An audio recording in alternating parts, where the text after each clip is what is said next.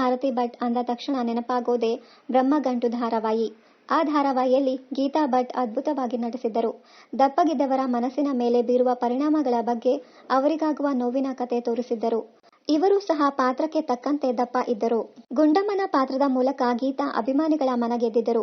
Big boss ಮೂಲಕವೂ ಜನಕ್ಕೆ ಹತ್ತಿರ ಆಗಿದ್ದರು. ಹಲವರು ಚಿತ್ರಗಳಲ್ಲಿ ಪೋಷಕ ಪಾತ್ರದಲ್ಲಿ ಗೀತಾ ಭಟ್ ಕಾಣಿಸಿಕೊಂಡಿದ್ದರು.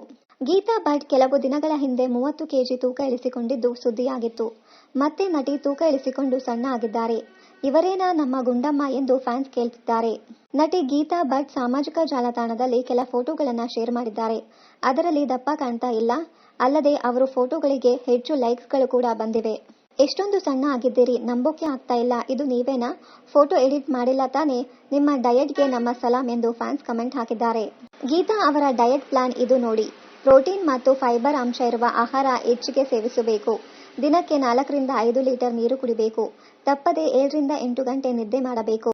ಡಯಟ್ ಪ್ಲಾನ್ ಮಾಡಿದ ಮೇಲೆ ಅದನ್ನ ತಪ್ಪದೇ ಪಾಲಿಸಬೇಕು.